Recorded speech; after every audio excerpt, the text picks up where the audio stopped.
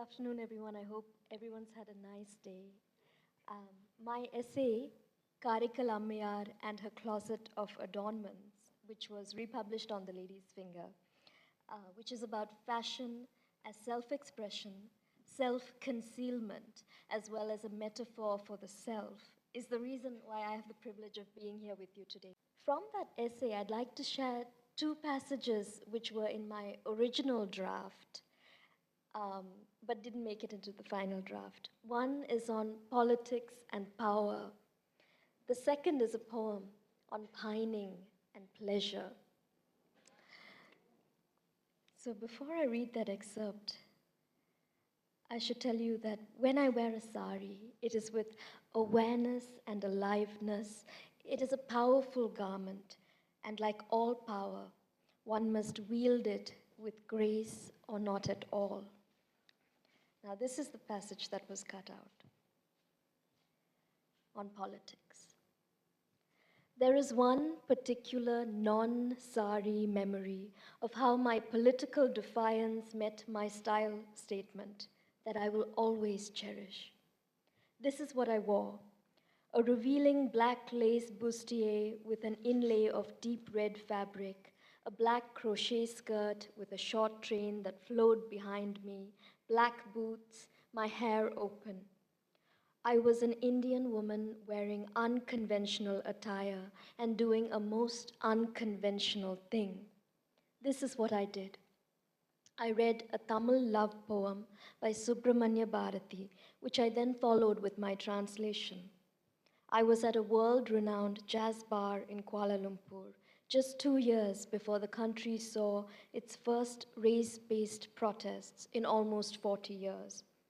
I knew that this was the first time the language, my mother tongue, and that of Malaysia's most disenfranchised, had resounded within these walls. As I read, there was pin-drop silence.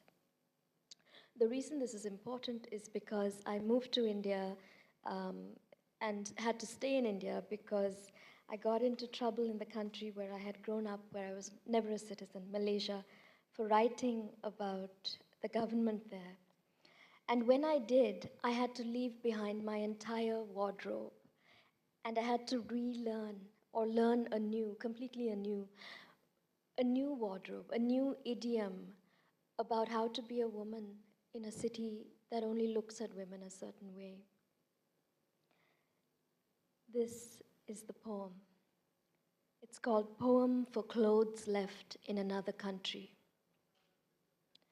Sometimes you come back to me, invoked by accident, a similar pigment, something almost kindred in the way you absorb the light, and I am seduced, unstitched with the thought of you. I come undone like a cascade of beads from the broken filament of my memory, seeing myself as if in a mirror or a photograph, your color, your cut, your grace on my body, the witchery I bought you for. Here a camise's boat-like sweep on the clavicle, here a plunge deep as risk, here a gossamer blush, like a remembered kiss. Garland of feathers the color of my birthstone, shawls gathered coyly, shrugged off in cunning, trinkets twinkling with suggestion, lace and satin stepped into, steeped in anticipation. Things I bought as much for the undressing as for the dress. Vine of bells for the wrist, twins of the same for the ankles, so a lover might learn the sound of a bed being left. Batik, those leopard print boots, ribboned up the thigh, loved once and boxed ever since. How delicate the weave of incident and accoutrement. Gypsy silver, the bias cut in bottle green, crown of flowers, kalamkari acquired in the sickness of another nostalgia. Skirt sunlit as Pondicherry ochre, guile of womanly sway in nonchalant denim. Jacquard velvet bought when too young to wear it. Mandarin collar, bask translucent as rose quartz, what I wore that night, what I would wear if only I had it tonight. Drape of poncho or pashmina for a sagacious guise, crepe crinkling like a laugh, power and play of gentleman's fedora, cowgirl's hat, the simplicity of a tight black thing, amiable with everything, embroidery, mirror work, say it slowly, suede. Oh, these splendorous things fit for a queen, if only they weren't in quarantine.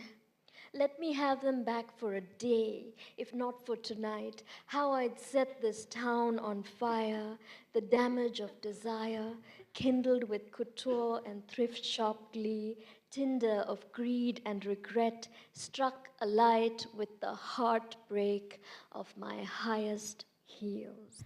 Thank you.